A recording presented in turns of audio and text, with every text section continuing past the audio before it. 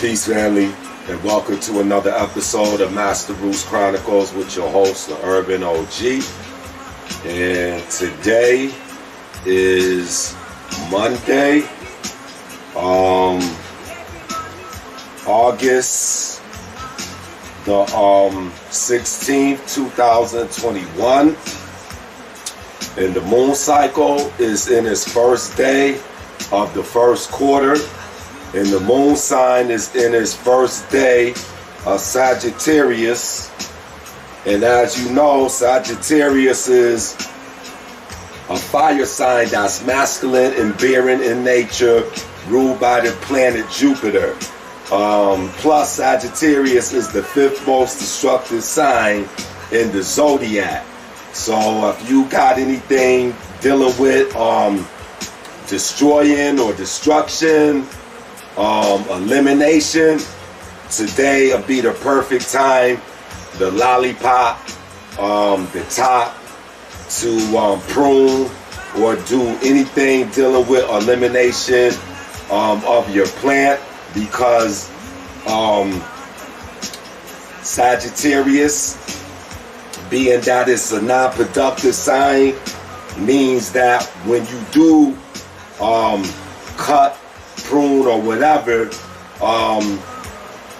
it's a chance that it won't come back. You know what I mean? Because of the energy of the moon and the zodiac sign. So that's the lunar science for the day. I know I haven't been keeping up with it, but like I said, hopefully in the future I do, an exclusive, explaining how to use it and apply it to your grows and shit. But anyway, fam, I'm up here in the attic. Like I said, it's still summer. It's hot as hell up here. I got my fan going, and I'm gonna try to get this portion over with as fast as possible. What I'm doing today is I'm making a new batch of my Smart Soil Compost tea mix. And you see all the ingredients over here on my side. I got my recipe that I'm gonna be using to make this stuff.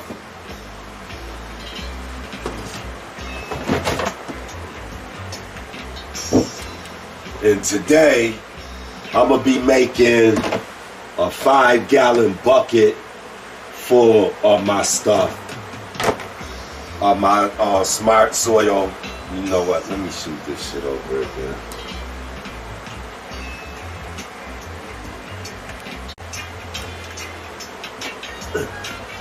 Ooh.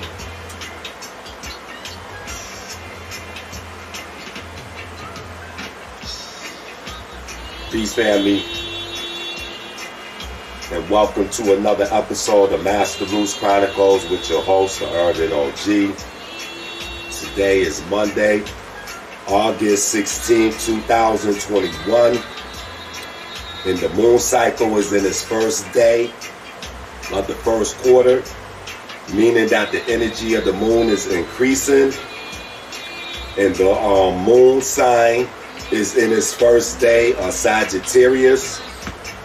Like I said, Sagittarius, the archer, is a fire sign that's masculine and barren in nature, ruled by the planet Jupiter. Plus, Sagittarius is the fifth most destructive sign in the zodiac. What does that mean if you're going to use it for your plants? Because Sagittarius is a non-productive sign, meaning that the energy in it is going to be barren, or like I said, non-productive. So what that means is if like you cut your plant, it's going to stay top. You don't have to worry about it growing back. If you in your garden and you're eliminating like weeds, it's a high chance, a high probability that those weeds won't come back. And that's how the energy of the lunar sciences work. With non-productive energy, you want to do stuff that's going to eliminate your problem. You see what I mean? So if you have a lot of weeds in your garden, this would be one of the, you got 6 barren signs, and this is one of them that you could use to get rid of those weeds. And it's a chance that them, like a 90% chance that them weeds won't grow back. And that's how you use the lunar sciences. It's just the opposite with the productive signs. You want to water, you want to take care of your plants so that they could get the most out of that energy. So therefore, if it's in bloom, if you're utilizing the energy of the moon, then the plant will be able to benefit by, you know, doubling basically in size, you know, when you use it correctly. So that's your lunar science for the day. Today, I'm up here and I need to make some more of my Smart Soil Compost tea mix. I just recently ran out. Usually when I make it, I make like a gallon's worth, and the gallon don't really last too long, or at least this time around it didn't, because I had a whole lot of things going on and I was using it for everything, so it kind of went pretty fast. So this time around when I make it, I'm making 5 gallons of it, and that 5 gallons should be able to carry me through the whole year, you know. And that's basically what you want. It'll eliminate you having to pull out all these ingredients and having to mix them together every other month or whatever, you know. So that's what I'm gonna be doing today, and I'm gonna be sharing that with you on this video, how I put together this mix. I think I got an earlier video on Facebook, but this one here be for my YouTube channel.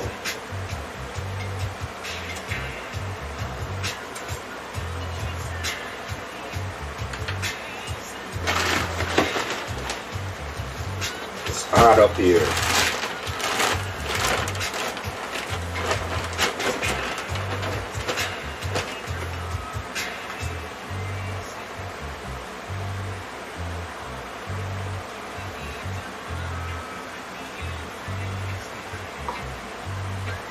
So anyway,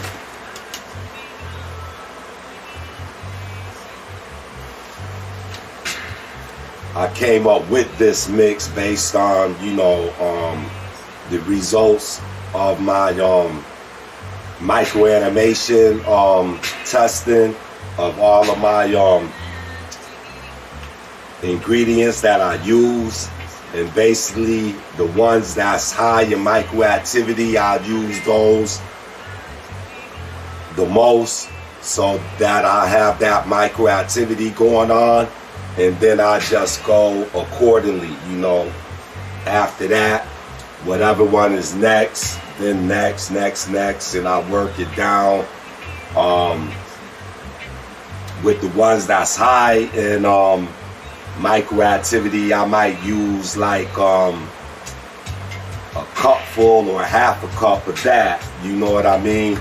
And then with like some of the other ones, I might use like 2 teaspoons, 1 teaspoon, depending on what the product is. And a matter of fact, I need to well, no, I don't, because I'm not going to put it in there. I was going to put the rice hull in there, but it's more like, you know, for the soil, to amend the soil. You know, I don't know how it breaks down, but they say in the soil that when it breaks down, it produces silica. You know what I'm saying? So that's, you know, a plus, you know. But I already got it mixed in my soil, so I don't think I'm gonna add it in here. But anyway,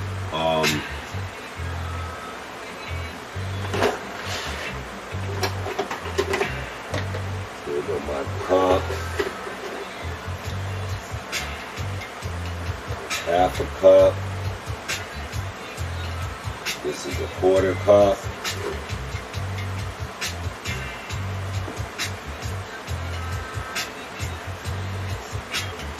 Okay.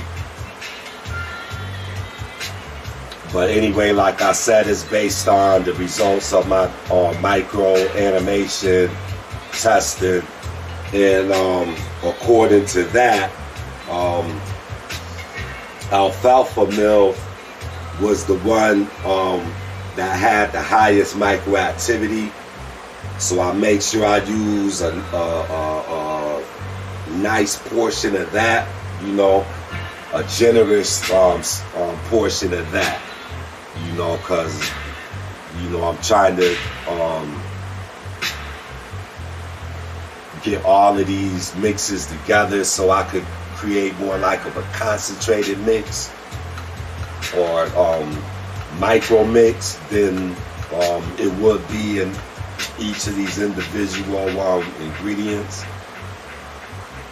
So that's basically how I start off. But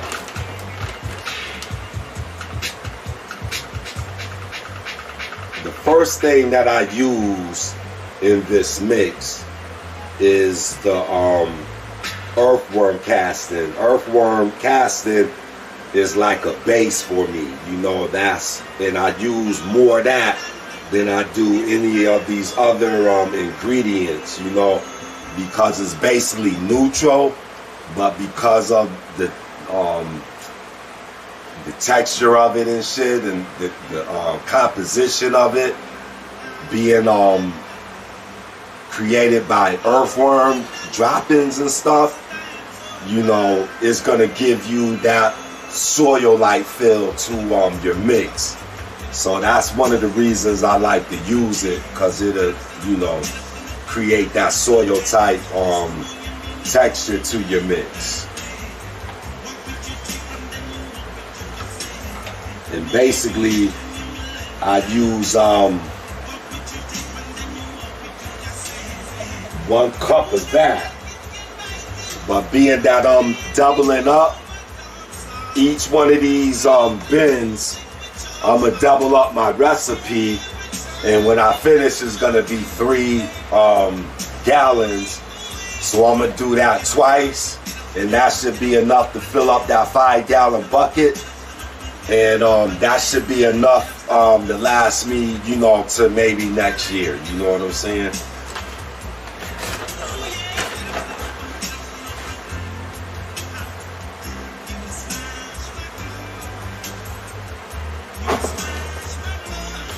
So I start off with 2 cups because I'm doubling up on the mix.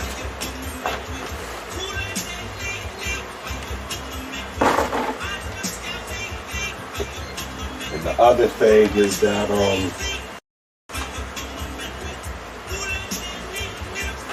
this stuff is pretty clumpy too, man. You're gonna have to like break it up a little bit.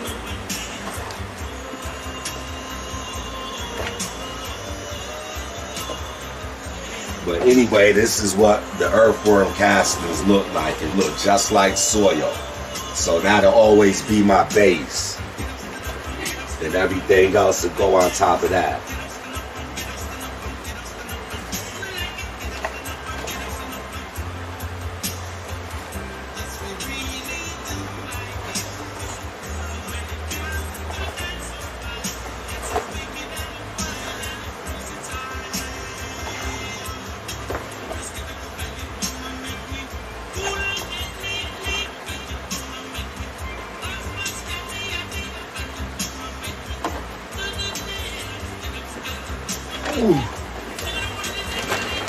The next thing I'm gonna use is some Kakashi.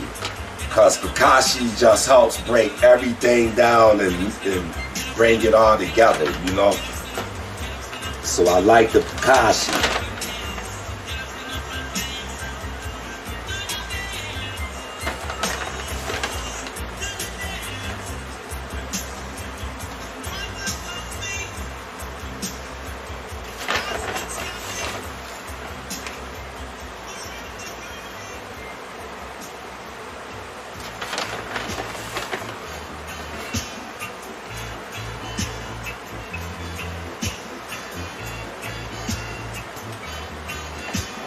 So I got the Kakashi in there. And basically with this Kakashi, I'm gonna put in an extra half a cup.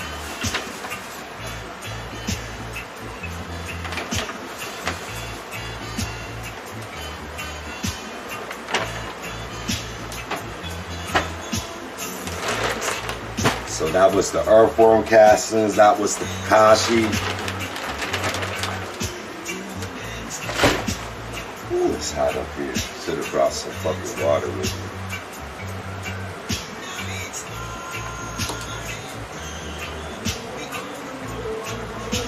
Okay. The next thing I use is the alfalfa mill, because out of all the ingredients I tested, alfalfa mill was the one that had the highest microactivity going on in it. And if you went to the hydro store and checked those, you know, those compost tea products, you're gonna notice that alfalfa mill is gonna be one of the top 3 products. You know what I mean? Earthworm castings being number 1, and then alfalfa being 2 or 3.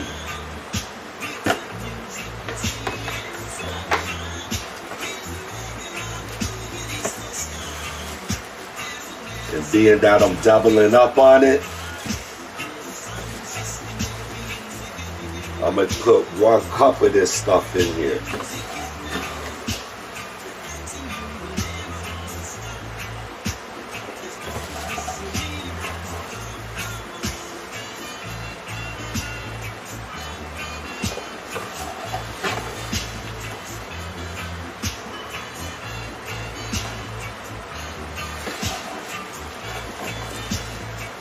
So you see how I'm doing it, family? The earthworm castings, I use like 2 cups, 2.5 cups. The next thing was the Kakashi, 1.5 cups. The next thing is the alfalfa, 1 cup. You see what I mean? And those is gonna be like your main ones that's gonna give off, you know, that activity that you want.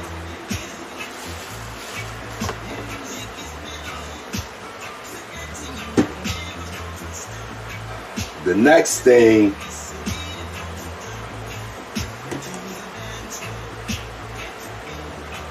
is the insect frass. And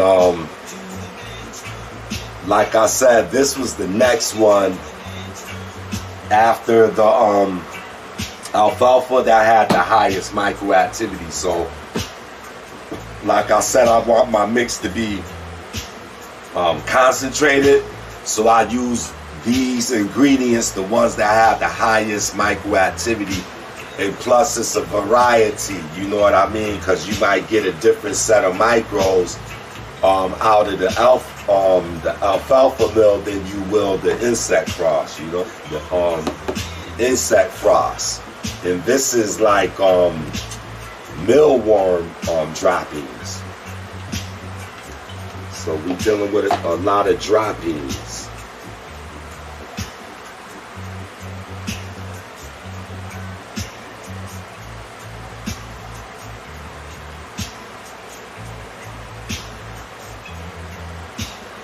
And this one I'm using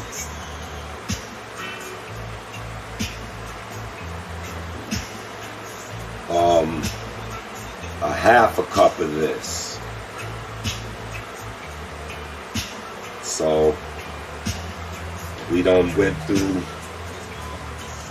1, 2, 3, 4 ingredients so far.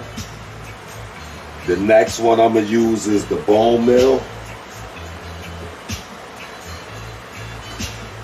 because bone meal is higher microactivity, is more microactivity in bone meal than it is in the fish meal. The fish bone meal has more microactivities going on in it than the fish meal, believe it or not. And the fish meal costs more money, so I don't understand that. Because I have to buy all these individual ingredients in order to make this mix. And the same with this, I'm going to use a half a cup.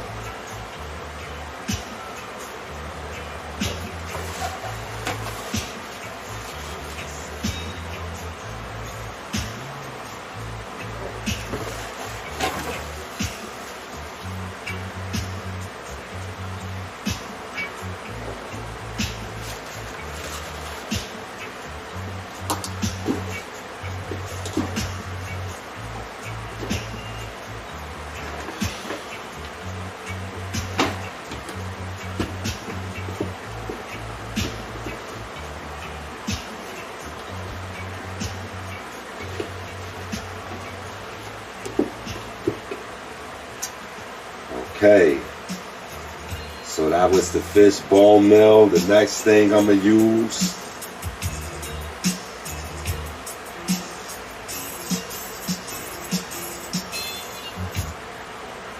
is a half a cup of the shrimp meal. Like I said, shrimp meal is high in microactivities.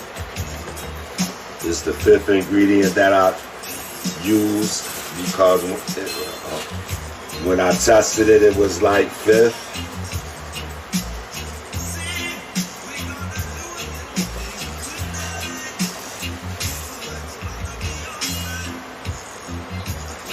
And plus with this crab, with these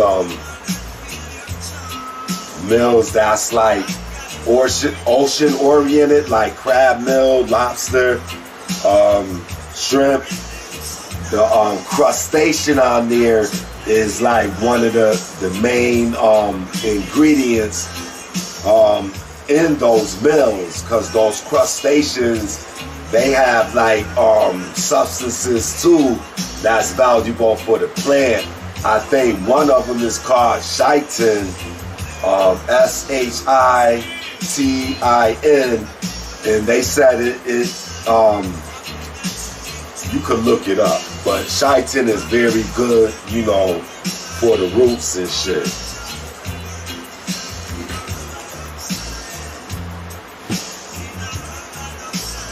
That was the shrimp.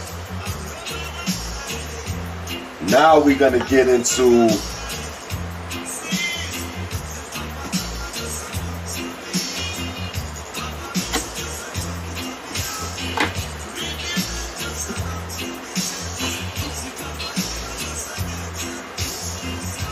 the second part of this, where I use the teaspoon, but being that I'm doubling up, I can use a 1/4 cup. And the next one is this kelp meal.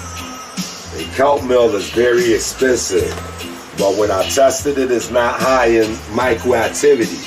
So that's why I only use like a 1/4 cup of it.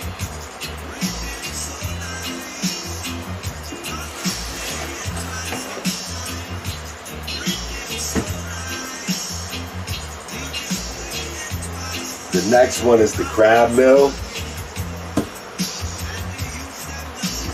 Like I said, it's a crustacean, so it's gonna take a while for like crab meal to break down, but when it do, it give off a substance, like I said, called chitin, and that's very good for the soil and your root system.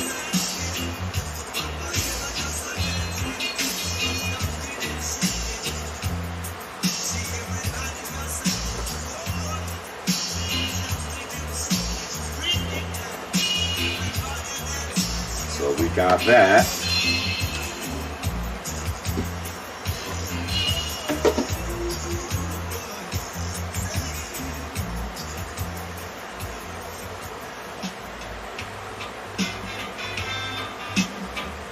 Now I'm gonna use the fish meal. And like I said, fish meal is expensive, man. I think I might have had to pay like $20 for this box right here, man, compared to the fish bone meal, where I only have to pay like $8 for the box. Then when I put them under the microscope, the bone meal, fish bone meal have more activity than the fish meal itself. But the fish meal costs more. I don't control that.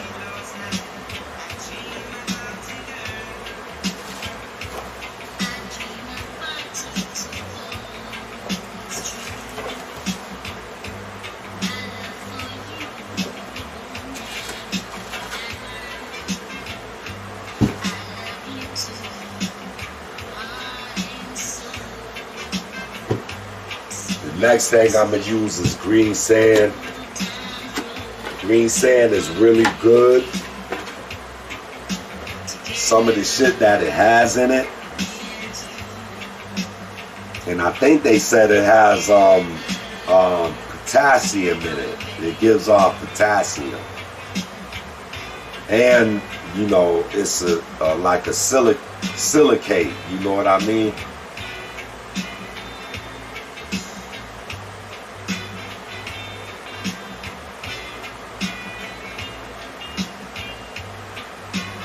It says green sand has the ability, or is able to absorb up to 1/3 its weight in water to improve the moisture holding capacity of garden soil and potting mixes.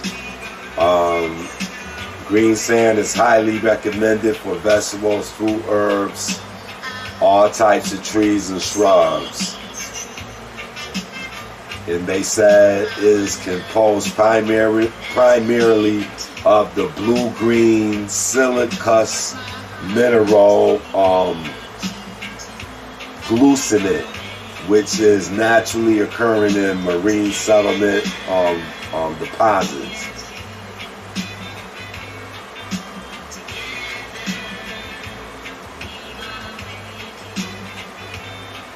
Silicus family.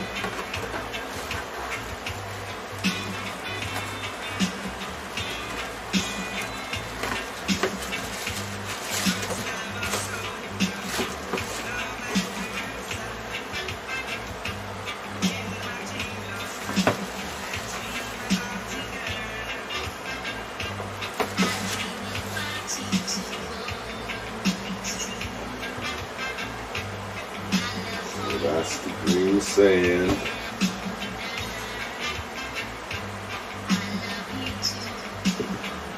Next is the feather mill. Feather mill is high in nitrogen. It's 12% nitrogen, man. You know what I'm saying?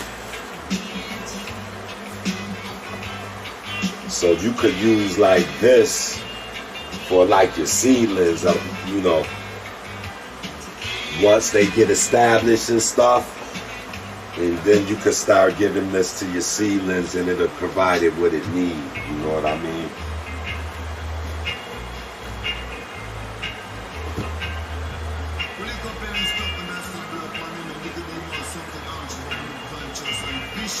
Oyster. Again, like I said, this is part of the crustacean. They take those shells and they just grind them down to like a powder. But it's a lot of substances and nutrients in those shells, you know what I mean, that your plant uses to take care of itself.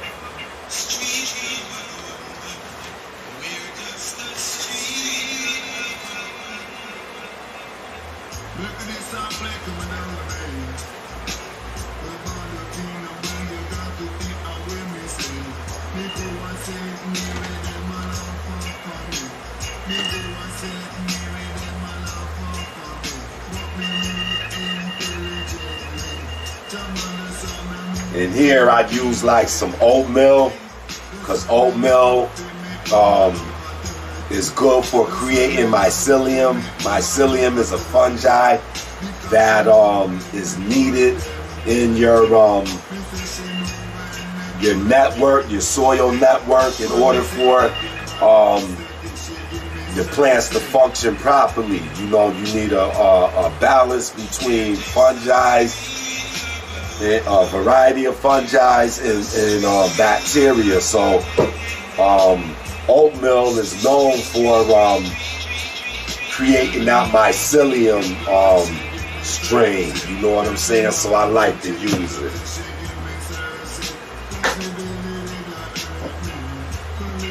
And again, I'm just going to use a quarter.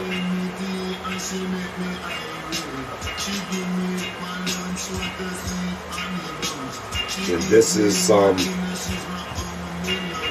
organic oatmeal I just bought out the store and put it in the grinder and just ground it down to powder form.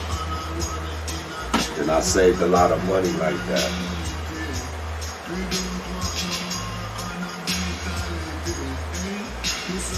Now what I'm going to do is I'm going to get into the acids. And these acids is very important because they help with the process of breaking down nutrients. You know what I'm saying? They say that the humic breaks down, you know, like the micro nutrients. You know what I mean? The boron and stuff like that, magnesium. It'll break it down to a certain extent. And then after that, the fulvic could come in there and break it down even more, because fulvic, they say it breaks down them elements even further, you know, to the smallest compound. Humic only breaks it down to a certain point, and then the fulvic comes down and it breaks the rest of it down. So it makes it available for the bacteria.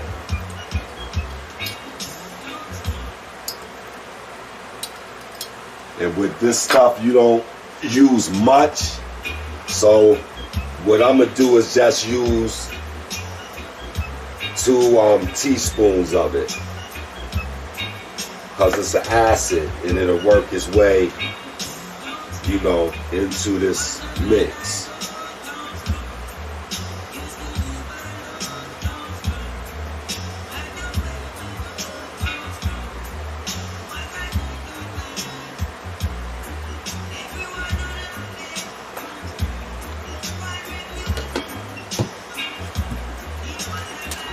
Like I said, this is the fulvic, and whatever the humic can't break down, the fulvic will finish it off. That's how these acids work. Everything is meant to break down something to its simplest form.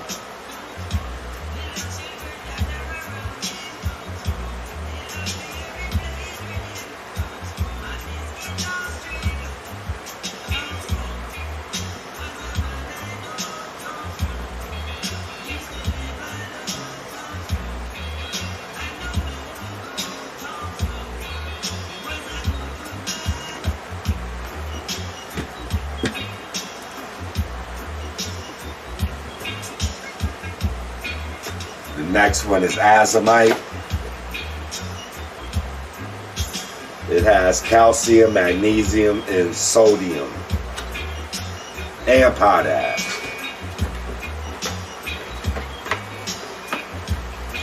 But it's like a mineral.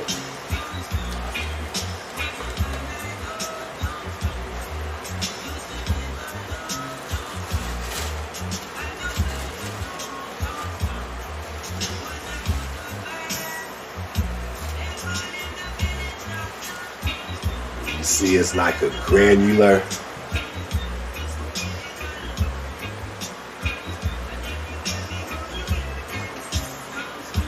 So stuff like that breaks down slowly. It don't just break down immediately or when it gets wet. It breaks down slowly, so you have to be careful how much of this stuff you put in your mix or top dressing or whatever, because you can't just flush it out. You know what I'm saying? And those were some of the problems I was running into with my mix, because I just recently started making this and I'm trying to perfect it. So I'm trying to learn as much as I can about it, just in case I let somebody else use it, I could explain to them how to use it and what to look out for. You know what I'm saying?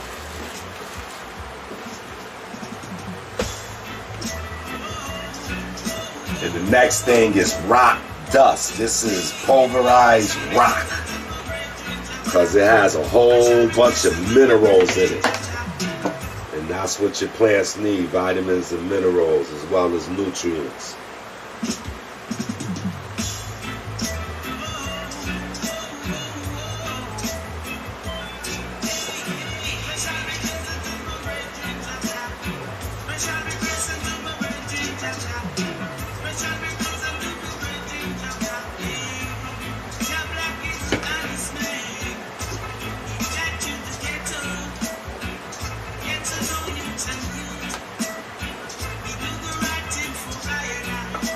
So that's basically the mix. Now what I'm gonna do is put the lid on there, shake it up, get it all mixed in there good, grind it up a little, dump it into the 5-gallon bucket.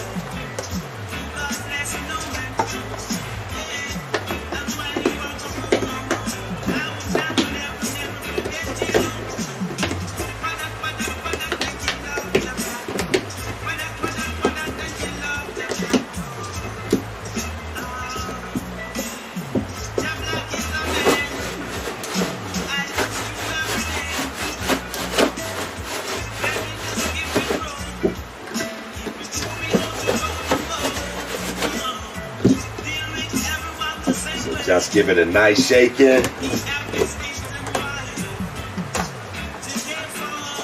Then you could go in there and break up some of these little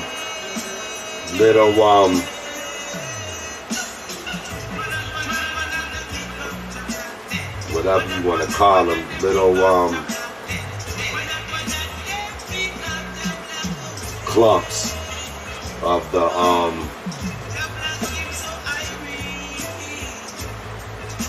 earthworm castings.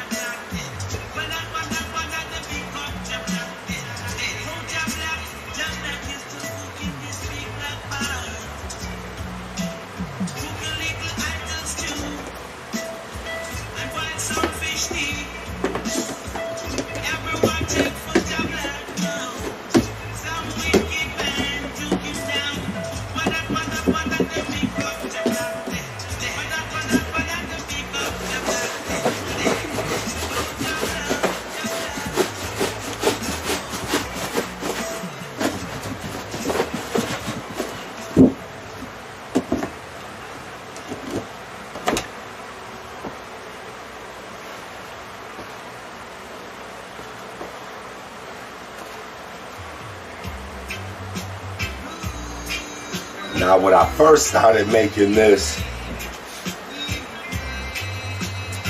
by mistake,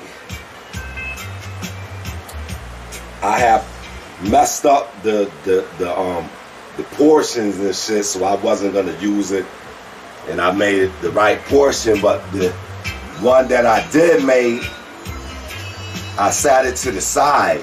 And then about a couple of weeks went by, and it caught my eyes because I seen some white fuzzy stuff growing on top of it.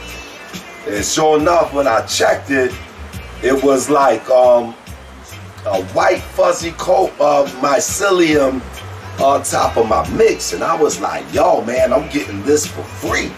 You know what I mean?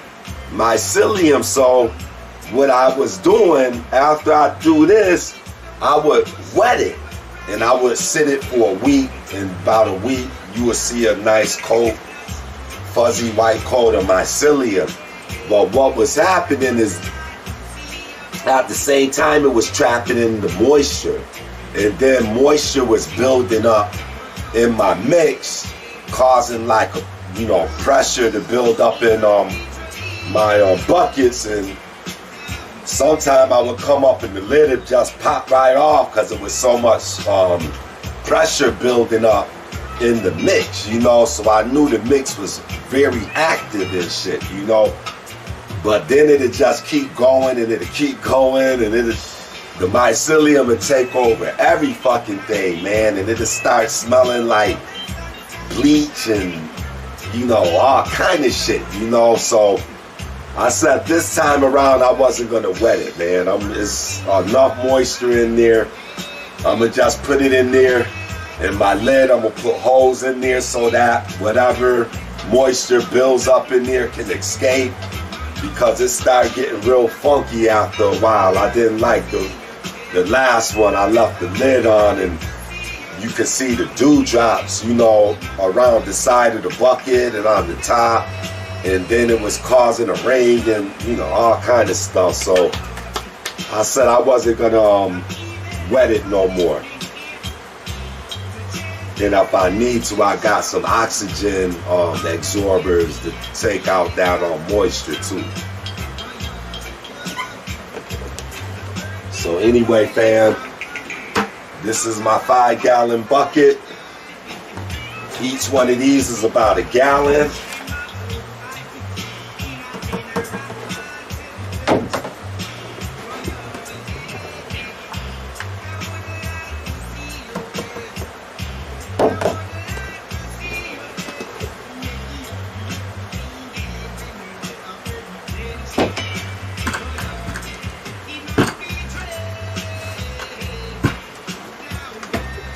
That's how my mix look.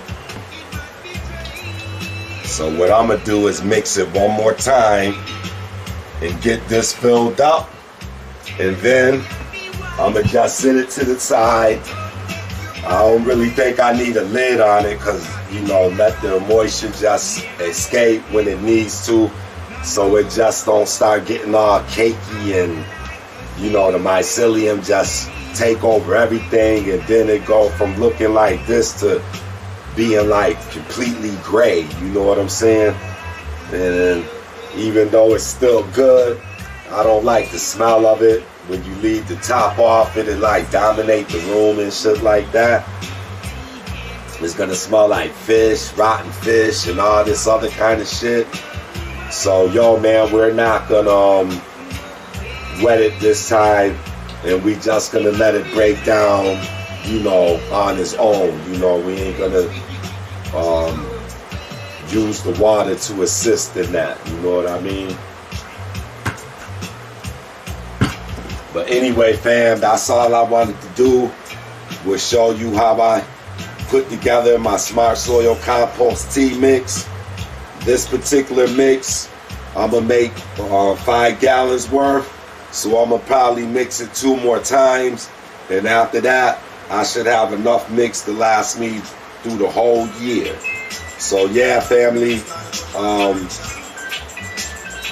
like I said, if you're interested, I showed you all the ingredients. You can get them on your own.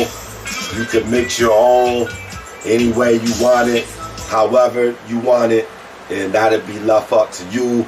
But I just gave you the blueprint on how to do this, you know what I mean? And I'm gonna finish up doing what I need to do.